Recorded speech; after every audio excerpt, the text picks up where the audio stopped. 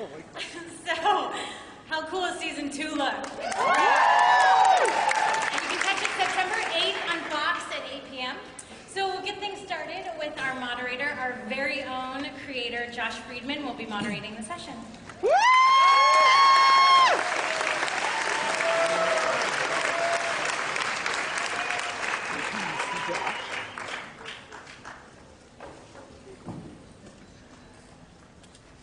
Hello. This is a big fucking mistake. A little bit of business. We did a lottery, some sort of raffle, some sort of pimping out of this item, and we have given away 3 of these limited edition Terminator Xbox 360s. Only 5 of them have been made to be given away. 3 of them have been given away. 2 are at the Warner Brothers booth, still to be given away. Go to the Warner Brothers booth. Do whatever they ask you to do.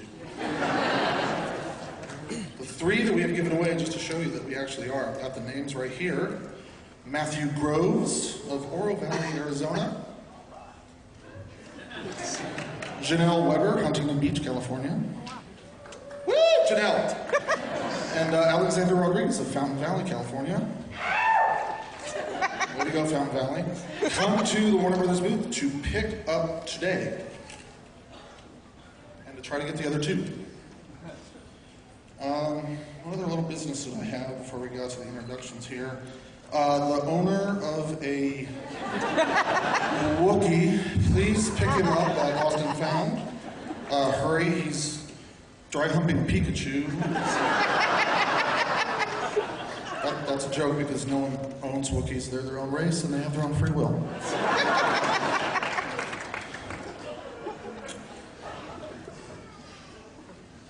So now I'm going to introduce everybody. I, of course, actually don't have a list here. I'm probably going to forget somebody. First is executive producer John Worth.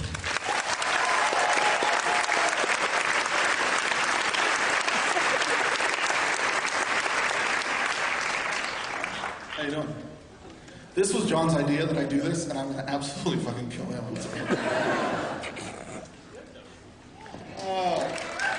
was 44 minutes in. Next up, executive producer James Middleton.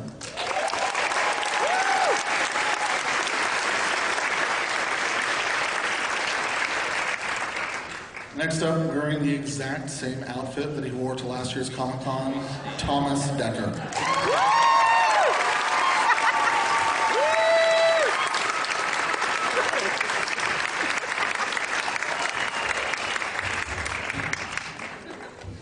So, born in the USA. I know. We're standing out of polite and an awe for Lena Headey.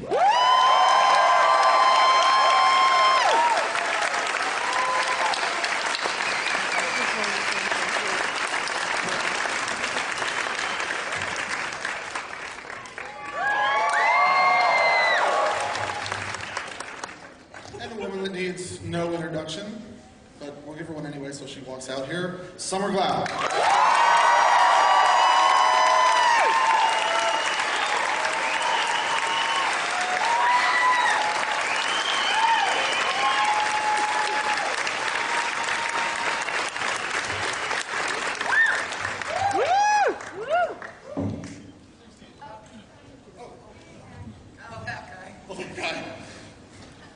Green.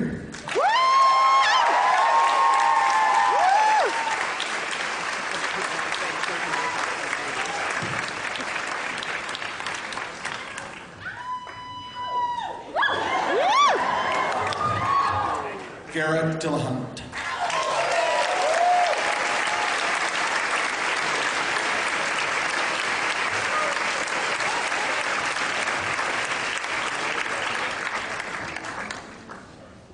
Seriously scares me every time I see him. I don't talk to him on the set.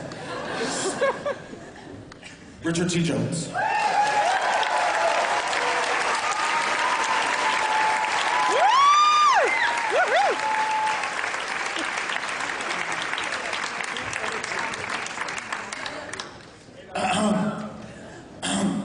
one of our brand new cast members. Do I have to say her name? Shirley Manson.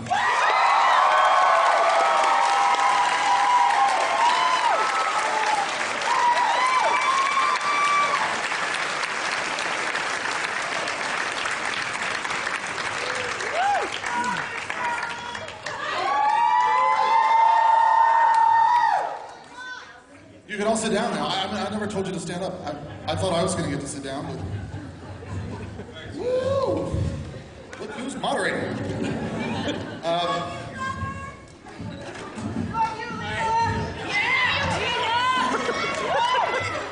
We love you, Damon and Carlton. How does consciousness transfer? Where did the island go? Where did the island go?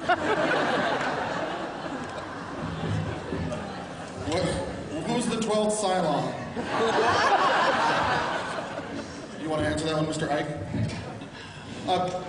Before we begin in earnest, I just want to thank two significant entities. One of those entities is James Middleton, who, while John and I were out walking the picket lines, James was left to do the work of, well, we thought it was the work of 3 men. It turned out it was just the work of one James Middleton.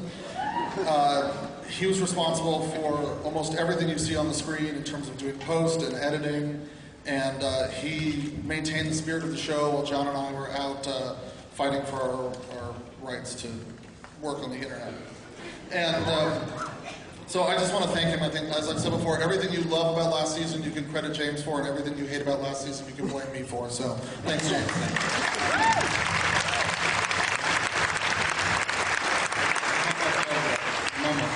You're almost over. He's almost recovered. And then I just, the season was a shortened season last year. It was 9 episodes, but we felt like we had gotten a really good start. And I felt like, coming here this year with the show and hearing from people and hearing how much people like the show, I really just want to thank you guys, because I think without you guys, really we wouldn't be here, we wouldn't be back, and it means a lot to us, and we never take it for granted what the fans mean, because it's for you guys, it really is. So thank you.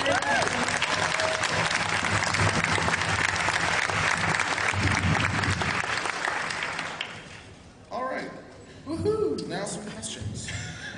Who should I ask a question of first? Summer. Oh, Summer. That's a surprise. Okay, Summer. Who is better looking, me or Joss Whedon?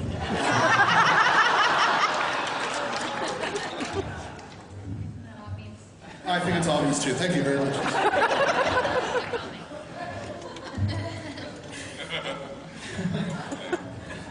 I was going to ask her a very earnest question next, but it just feels wrong.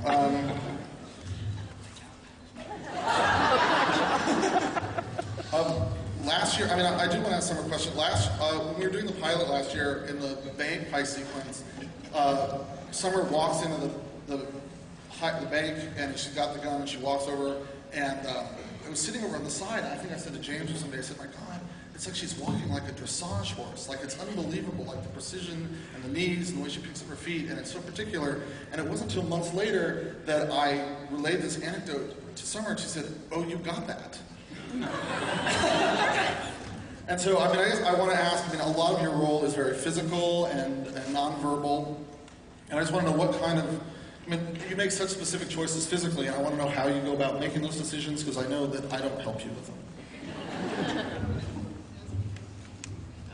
No, you did. I thought that was so funny, because I was specifically, that's how I chose to walk on purpose. But it's one of the things that helped me most with this character, because everything has to be a conscious decision. You can't do anything instinctually, because that's not how a robot is. So the way I accomplished that is very physical, my physical movement. I had to strip a lot of things away.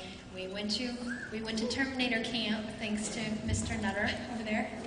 David Nutter. Yeah.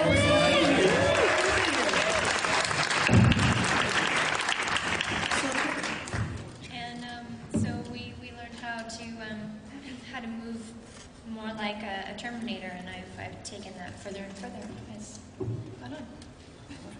And Garrett, as the other Terminator on the panel, I didn't get that class. you did not get that class. Garrett walked up the first day on the set and said, so, what do you want me to do? And I was like, dude, you're weird already. Just be Garrett. No, he's serious.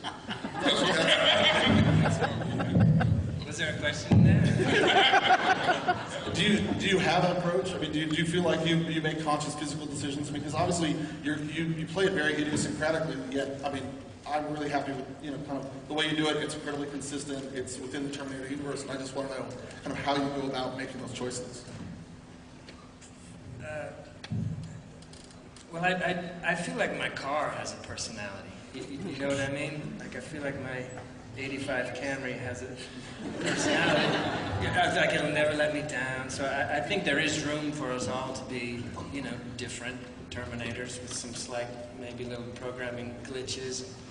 And Cromartie's been through a cast change and time travel and lots of damage. So I feel like there is room for some little quirks that he might have. I don't know if that answers your question. It's pretty, yeah.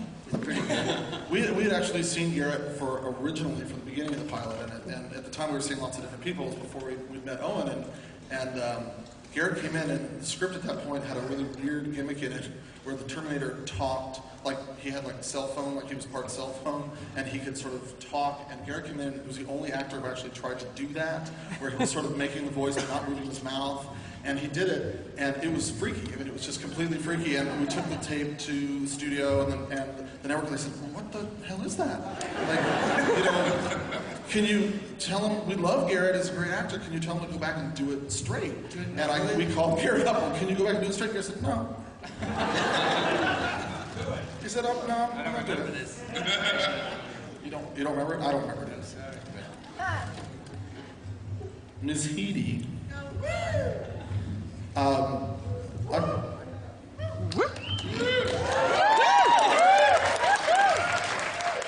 Thanks, family. So, if Sarah Connor could take a day off, what would she do? Well, I did have an answer, but I just realized some of our audience may be under 18 years of age. But I do think Sarah would use one of her many aliases and acquire maybe some Valium, which is over the counter. She would track down Agent Ellison and have a good night in.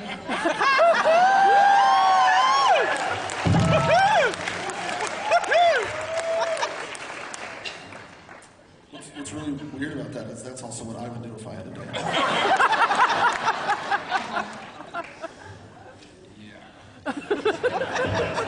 So, Richard, while we're talking about you, Thanks. I think you made a very, very specific and bold decision with your character. You decided to play him black. A choice that no other actor dared to make, as you can see. Well, that's interesting that you brought that up because what I did when I got the script, I was tempted just to play it white. And I called my friend up, Robert Downey Jr., and he was...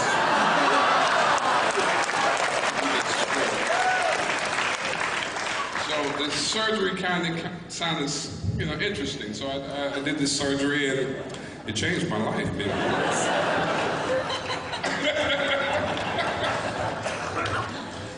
Yeah, so that's how Ellison became black. But I'll bring out some of my birth pictures where I'm Caucasian. Good guy. These are the important questions. Yeah, these are the Terminator questions they all came to hear. Way to roll. We can ask an earnest question. I'll let Decker do the earnest question. No. So, on this season, on season 2 of Terminator, the Sarah Connor Chronicles, there's a lot of stuff that goes on in the first episode that I think is specifically sort of traumatizes your character. And I think we've talked about your character sort of being in a level of post-traumatic stress disorder for most of the season. how are you feeling about the second season in terms of some of the changes that we're making for you? Because I think that there's the John Connor that we're going to see in the second season is nothing like the John Connor that we saw in the first season. Thank you. What the hell, dude? He was great last year. No, I'm glad that that's a question, because I think, at least on my part, I kind of wanted a slight intentional frustration with the fact that he was very weak and very always hiding behind his hair and in front of the computer and going to high school, and I kind of wanted that so that then in this next season, I was praying we would get, otherwise it would have ended there, to kind of bring out everything that is supposed to lead to this savior of the world, because it's hard to buy when you watch him last year, but I felt that it was good to set up his intelligence and his maturity first before you set up the whatever the hell you want to call it. And I think though that I'm very grateful that all the writers and everything you've put in such great stuff to change him. Like there are actual reasons, very very clear reasons, which is nice. And I just think he's very angry, but not in the petulant, whiny kid way that he was. And I don't think that he really, I think he's kind of let go of the wish for a normal life a lot more.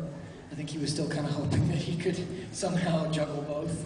And I think he knows this year that's not happening. And it starts taking a toll on mom and son and just everything with him in general. He's not very nice, I don't think. Lena, we talked about at the beginning of, Lena and I had like a what's the season hold for us meeting, and for about 2 or 3 hours one night before. SC Anonymous. Yes. and I basically started by saying, you know what, I think you're going to really hate me this year because of some of the things that I'm going to do. And I said, one of the big things I'm going to do is I'm taking John Connor away from you.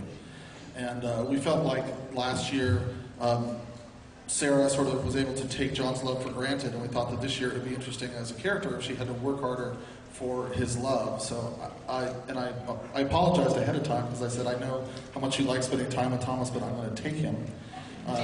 How's it going so far without him? I hate you. I remember sitting there and you told me it was going to break my heart a little bit, and it did, because we get on so well, and it makes long, intense days less crazy. But also, it needs to happen, John has to grow up, and he's becoming a man, and finally escapes his mother's overbearing paranoia. You're not overbearing at all. Ms. Manson.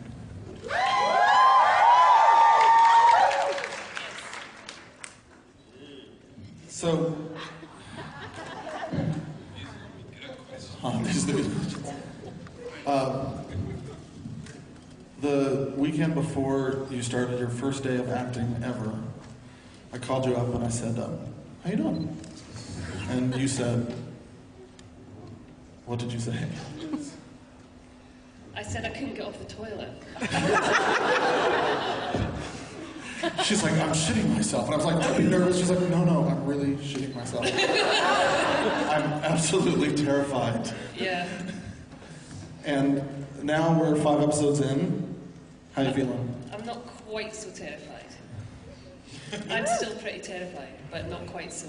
I mean, I was shaking the first day of set, literally shaking, which is, it's been a long time since I've done anything that's made me scared. And I was definitely scared the first day of filming. But awesome. Do you want to talk at all about sort of the different, I'm sure people have asked you this, but I don't pay attention. Do you want to talk at all about the difference between performing music? I asked you once and you said there was a lot about the difference between acting and singing had a lot to do with the different focus and kind of energy. How's it been, and what's the difference been?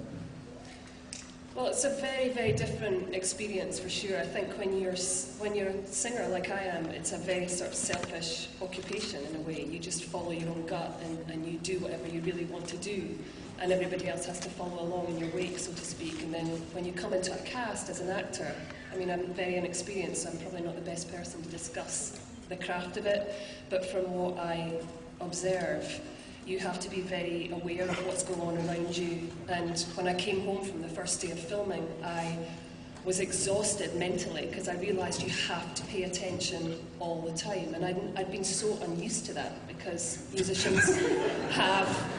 musicians don't have any focus. You get a piece of paper under your door in the morning telling you exactly what you're going to do, you know, literally in increments of 10 minutes.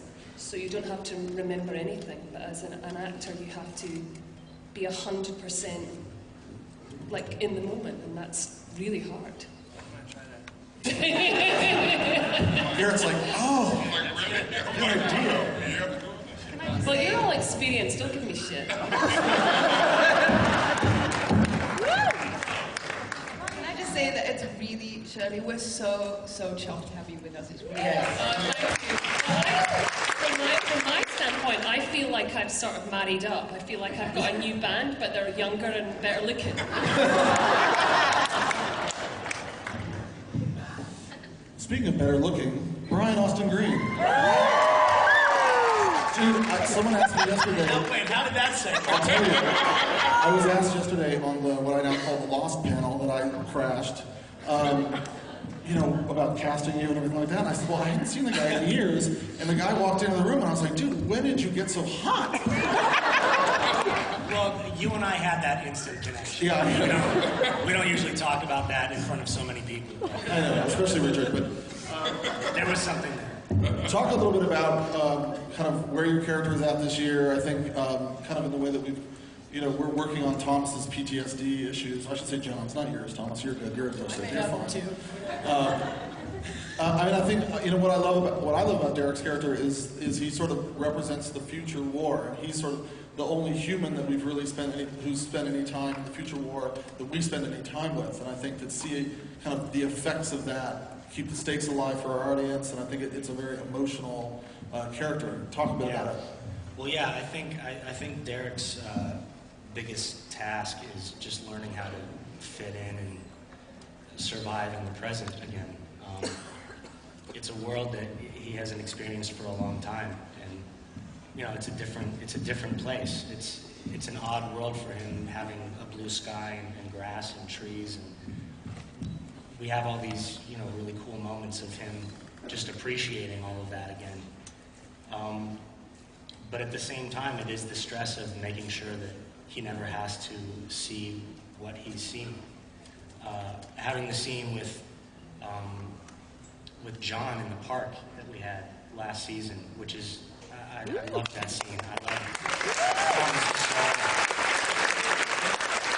That scene was just so simply written, but it worked so well, and there was so much impact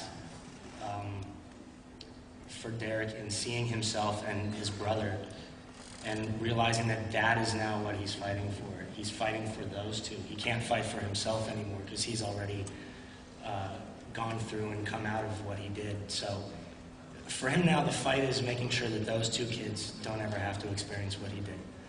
And by the way, I just want to say, while there is a full room of people, I want to thank everybody that hated the fact that I was cast on the show, and now embraces the character. It's because of you that I'm still here. So thank you.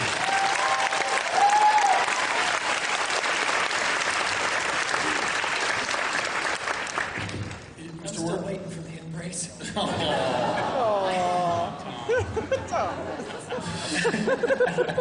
I just had to tag something back. Thanks, Thomas. Onto your award-worthy. You really buttoned all that up for us. That was beautiful. Mr. Worth, do you want to talk about for character? You know, those of you who don't know John Worth, John has worked with some of the most beloved writers that we have working in town today. He worked with Carlton, he worked with Damon, otherwise known as Darlton. He worked with Sean Ryan, who did The Shield and The Unit, and now he's working with me, and I'm wondering, where did it all go wrong? Is that the question? You know, in Hollywood, your career takes one of two trajectories, up or down. And sooner or later you just have to run into Josh Friedman along the way, you know. No, I think I was brought in to the show to be the experienced voice of wisdom. And on day 2, Josh said, "Do they know what they've done? They've hired another totally unruly teenager. This is not going to work." And it hasn't worked at all. And it hasn't.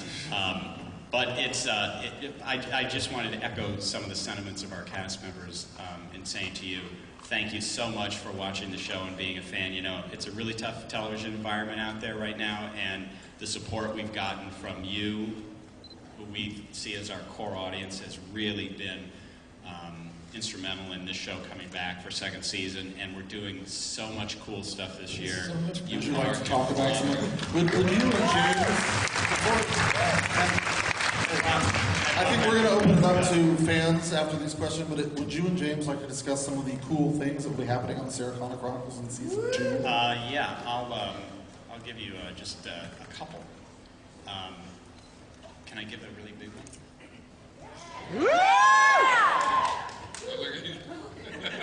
Oh, sure. I mean, it's going to upset some of these people. I've been wanting to be able to say something like this for a long time. One of the people you see before you, and it's not James, Oh, thank you. is going to die this season. What? What? Hold on. And I think my shuttle's ready. I'll be leaving now.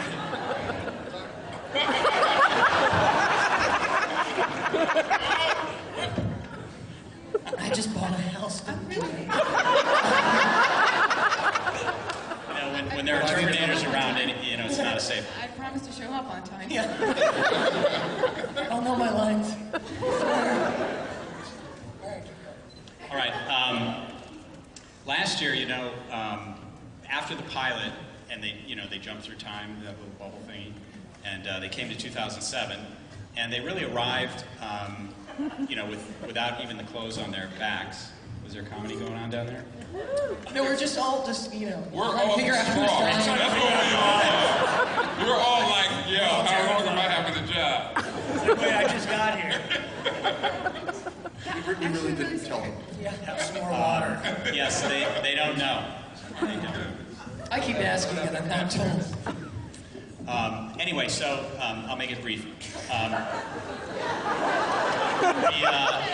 They came in to Los Angeles 2007. They didn't have anything, not even the clothes on their back, and they were very isolated last year. You know, if any of you were here for our panel last year, it was a much smaller group, and as you can see, we've added you know, at least 4 regular cast members. Just to kill them all. So, you know, if we hadn't added people, it's very hard to kill 1 of 4. It's easier to kill 1 of 9. So we've just expanded their universe, and I think one of the cool things that's happening this year, as you saw a little bit in this reel that we showed you, is they really sort of bump up and rub shoulders with the real world, and especially for the character of Sarah Connor, you know, it just kind of puts a mirror in front of her of the life that she sacrificed when the Arnold Schwarzenegger version of Terminator. You know, You should have ended I'm with the trying- death thing, seriously. Who is dying? You That's all know, we can think about. let this be a lesson to you. You know, don't drop that bomb of somebody dying before you give out like other information you want things to No go. one heard anything else. Anyway. James, do you have anything you'd like to add? All right, keep going. Somebody will die. Thank you and good night. Before we open it up to the folks. Well, there's one really interesting thing, and it's sort of the reason for the series in a lot of ways, and it's to get to know Sarah Connor and John Connor a lot better than you ever could have in the movies. And what we're going to be seeing this season is that, you know, their family, this core, you know, band is starting to crumble, and fissures are developing in their relationships, and you start to see the effect of it on Sarah. And Lena and I were just talking about this on the set yesterday, about how we're gonna see a lot more of what that stress really does to a woman and a warrior and a mom. But the scary thing is that while the family's kind of falling apart, Skynet is evolving. Skynet is coming together. So it's going to be a little scary, for Sarah to contemplate that as the season progresses. For as long as she lives. Knew it.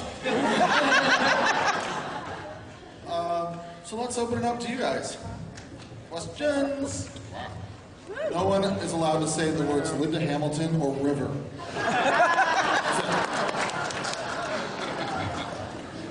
Or Freddie. Watermelon.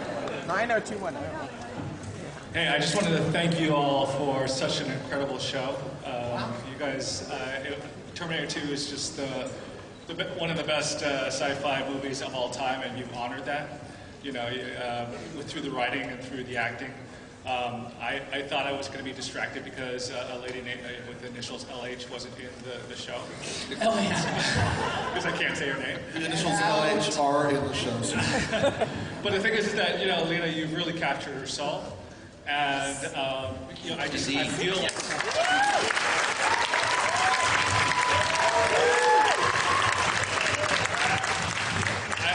I feel like I'm watching, a continuation of a story that we all cherish.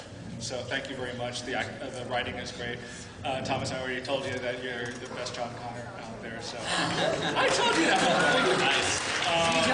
Is that your question? I mean, I'm really happy that's all you say. I have two questions. One is that is it difficult because of Terminator 3 and also the new Terminator movies to really have the freedom to explore and be your own show, or is it there's a little expectation there, or are you in contact with the people who produce? We are. I mean, I've had a couple of meetings with McGee, a lovely young man. I think good things are ahead for him, and we've talked about it, and it's not it's not a big deal. I feel like the audiences are sophisticated enough to understand it's two different expressions of the same mythology, the same franchise, and it's just more Terminator for people to enjoy. I mean, it's it would be impossible to try to have those two things sort of kiss and make up, and I think everyone's happy where they are. Yeah, and nor did we really want to. We wanted to create a new mythology for Sarah, and this was Josh's idea for the pilot to deposit her and John and Summer and Cameron, I should say, in 2007. That created an entirely new timeline, very much different than the movies, and yet he does this with a device that's in the mythology. So, it gives us a great gift, really, to be able to just really explore, Sarah Connor over, a great emotional landscape. Well, thanks again for being true to the original storyline. The second question is, I was in Burbank about 3 months ago, and I had the honor of taking a picture with this bald guy who didn't have any eyebrow hair, and I was wondering if you could autograph it. Afterwards. Thank you, sir. I'll do that. After. Yes, ma'am. Hi, my name is Leah from MahaloDaily.com, and my question is for the cast. One, what's your daily schedule like when you're shooting, and how do you just maintain the intensity of your characters and the emotional life? That's a great question. Techno and Red Bull at 5 a.m. in the car. Gets you going. Lena, you should talk about this, because we talked about this last season, where initially you said this is Yeah. hard. I did. Well, I've never experienced such a tough schedule ever, and we only did 8 more episodes last year because of the strike. And I remember just feeling like I was on my knees, and I thought, how are we going to do 22 next year? Like, this is extraordinary, but you just do it. It kind of works for all the characters. They're all so weary and a little kooky, so it kind of helps to be exhausted. I use it. Yeah. Thank you. Hi, my name is Frank from San Diego. I'm a huge fan, as all of us here are, and when you're on the set, you can do retakes, and you're in front of the camera and the director and the producers and so forth. And I'm sure it's not easy being here in front of us idiots that are, just dying to meet you. But surely, you're working with some very talented people. I'm sure you're more than up to the task. We are too. Yeah. When you're actually filming, do you sometimes shoot from the hip? Or can somebody say, you know what, I want to do this way? Do you have a lot of... It gets said, but it doesn't go. I was just wondering... That gets said. I was just wondering try to how much collaboration there is on the fly. Well, there's some, there's some, but you have to understand that when we do our action sequences and plan for visual effects, that's planning that goes, on for weeks before we actually shoot. So in certain, circumstances in terms of the production, we're pretty locked and loaded, when we're there. I think it more so happens with dialogue and moments, and I'm kind of his constant annoyance because I'll call and say that I don't understand something or I want to do something else. And a lot of times we've met in the middle. There was some stuff last year, like when we put the chip back in Summer's head, and there's that whole kind of awkward moment. Like that was just kind of done. There's a lot of, so I feel there's collaboration, but it's all you.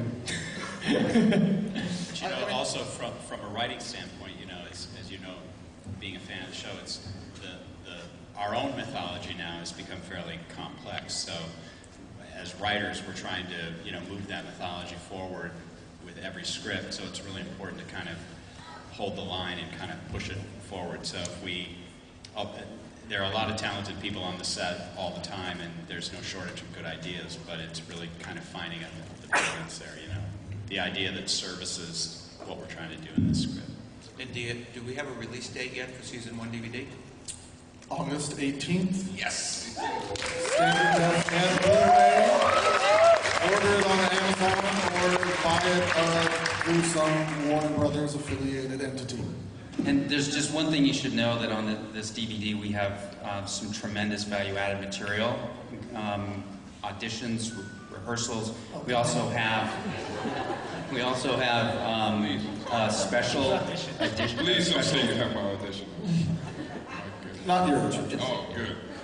We also have a special version of the Demon Hand, elongated version, which is one of our favorite episodes. And we have, and there's commentaries on how many. Do you have our auditions on there? Only ones that you signed off on. I didn't sign off on And anything. They didn't nothing ask on me. there that you didn't want on there. Was that when you gave us that very big drink and said sign in? What can I tell you? Buyer beware. No wonder you wanted a value.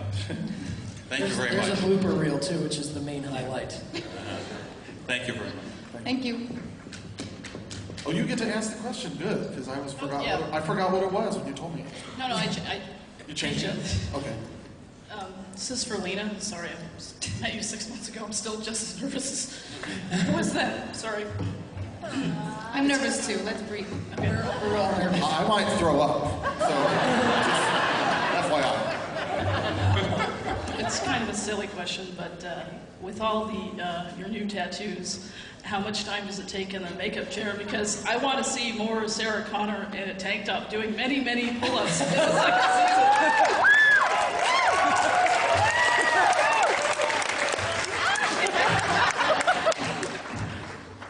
That's a very sore point. I can't look to my left now. It's a good old couple of hours in the trailer. I don't recommend it for actors. That's all I can say.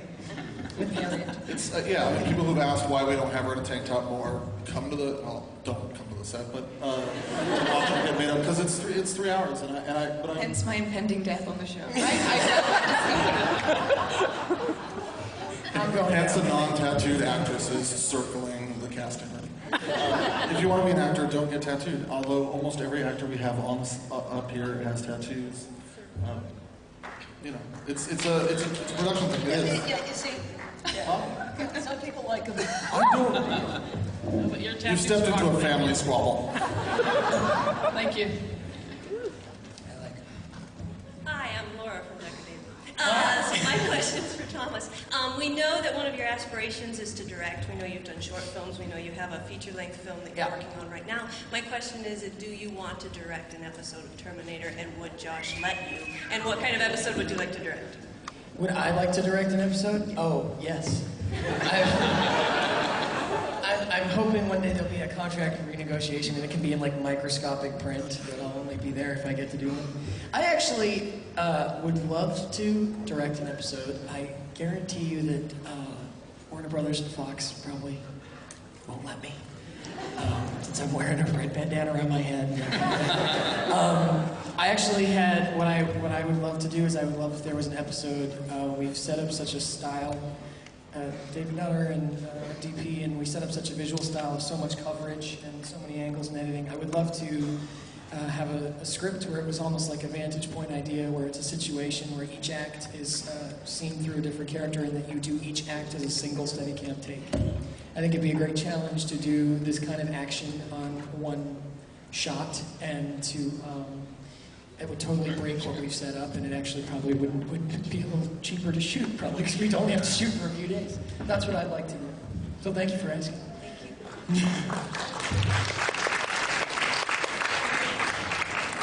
And Sarah doing pull-ups. I will say this, that we're going to be doing some online content this year, and we're talking about having some of the actors direct episodes of the online content. Well, Thomas has directed, Lena actually directed a short film this year, which is really cool, and so I think it might be an opportunity. Our special effects makeup artist, Rob Hall, who's over here, is a fantastic director. Would be nominated for an Emmy if he hadn't missed the deadline. He was busy. Good one, Rob. Question. Okay, first I'd like to just comment on how many people are from things I've enjoyed, like 300 and Serenity, Firefly, Event Horizon, Garbage.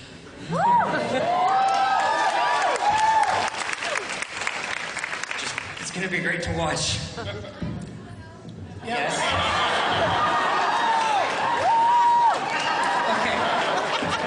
Also for Lena, in the season we've seen so far, is there an episode or a scene that you can think of that was the most difficult for you to get into as a character, to get through it? No, there's nothing that I find, it's challenging. I wouldn't think difficult, but I have favorite moments that I love doing. Like the monologue from last season was one of my favorites, just because I loved the writing and I loved the chance to kind of go somewhere with something and really involve your emotions. And they cut it. But it's on the DVD. Actually, it's on the DVD. It's on the DVD. It's on the DVD. The entire monologue is on the DVD. 12 minute. It's where 5.5 minute monologue. Yeah, there's 2 versions of it. Hi, I've been a fan of the franchise for years, comic books, everything. You guys are doing a fantastic job. Thank you for that. One of the most iconic things about Terminator is the music. As you can tell from the teaser trailer for Salvation, it started with a theme. Thomas, I don't know how many people know, but you wrote a song about your character. Yes. And now with Shirley joining the cast, is there any chance we're going to get a soundtrack or see? I offered the track to be used in something. It wasn't. But, we didn't really have, first of all, we didn't really have a something.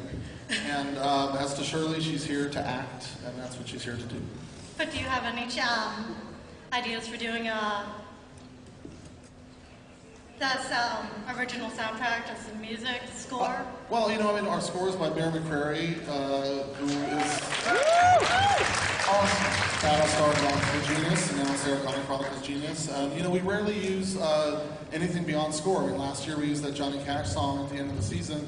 That was the only song we used other than score the whole year. So we really try to pick our parts for using songs. I mean, there's a lot of shows that are big in a needle drop and like using that stuff, and I think we really try to only use it at very special occasions. Thank you. I think Paranoid should be the theme song. That would work. First of all, I want to say that I know Fox has a tendency to treat their sci-fi shows like crap, so I wish you guys luck. I would have chosen another network myself, but I hope you guys go on. My question is about these. They've been great so far. I just want to say that I'm not kissing their ass because they have the power of God. But they've been really great and really supportive. I mean, they put a ton of money into the marketing last year, and I couldn't really ask more from them. They've been great partners along with Warner Brothers. So it's been great so far. Your question is? My question is, the agent, don't remember his name. Ellison. Ellison! It took a long time to get that name. Is he going to find out about the Terminators and know, only to get killed off like the agent on Supernatural? That's my friend, by the way. One never knows. One never knows. 5 minutes left, I was just told. Well, watch out. I can't stop time yet. I didn't mean that. I meant anything else. Oh, you didn't know in terms of him getting killed before you guys had this night out? Richard, can you talk for a minute? I mean, I find Richard's character to be absolutely fascinating. We talk about him probably as much as we talk about anybody. One of the things...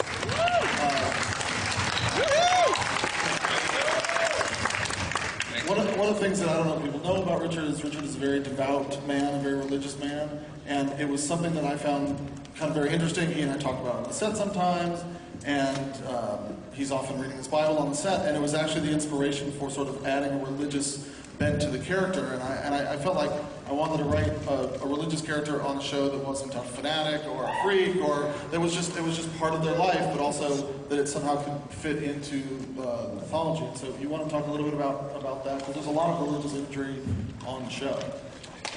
Oh man,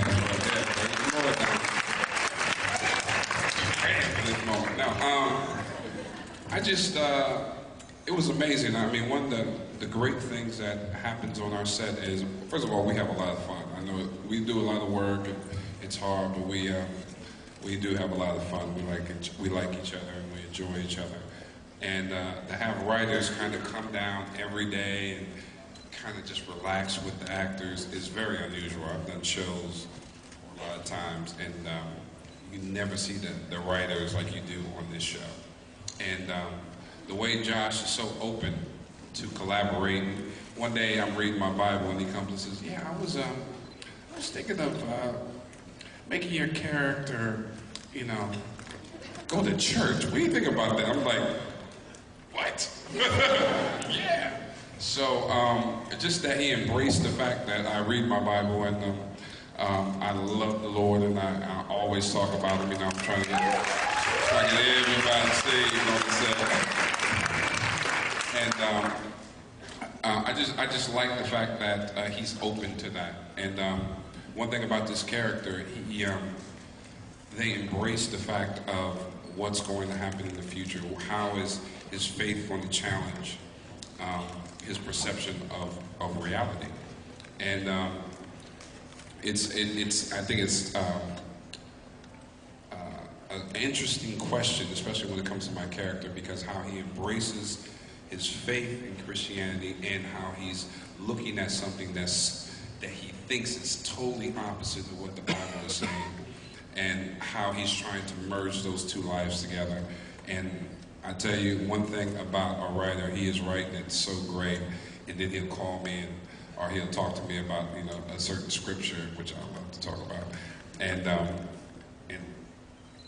it's a job of a lifetime to me, so you better not kill me. I know I ain't. Hey, Garrett, why did you leave him alive at the end of last season? Why did you? Because I was praying. You see me close my eyes at the end? I was praying. I just had a quick God question. showed up. I just had a quick question for Leah. What's it like to have a fellow mate from across the pond on the show? What? What's it like to have a fellow mate from across the pond on the show? All across the Cheryl? pond. Yeah. It's fantastic. I like it too. I would like to add one thing about you, Josh, since nobody's given you kudos yet at this table. I just think it's very cool that we have a show about robots with machine guns in time machines, and yet we have a TV show that has musings about religion and art and love and poetry and humanity and summer cloud.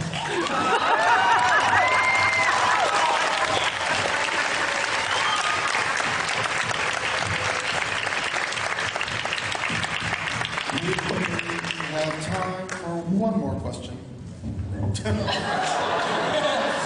And you have to take your shirt off. Looks like there's a couple people behind him, though, who had questions. Only the dude gives me the sign. It says, time for one more question. What do you want? Okay, all right. I was born in 1984. I've literally been a Terminator fan my entire life. So it means a lot to me, and when I first heard about it, I was like, there's no way they can do that right. So I was actually going to say exactly what Thomas just said, that you have done an amazing job, and I thank all of you for proving me wrong. In that sense, my question was, just how hard is it to make such a badass show that's so true to the series? The whole mythology of everything that I really love. How hard is that to do? It's hard. It's very, very hard.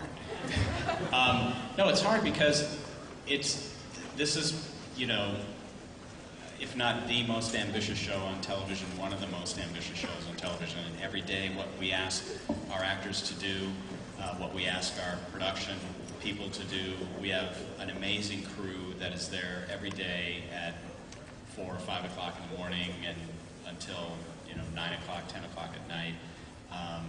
Warner Brothers Studio has been very supportive of us and provided us with the financial wherewithal to sort of do what we do, which you saw up here on the screen. So it's difficult, it's stressful, but we love it. So. Yeah, thank you. Thank you guys very, very much.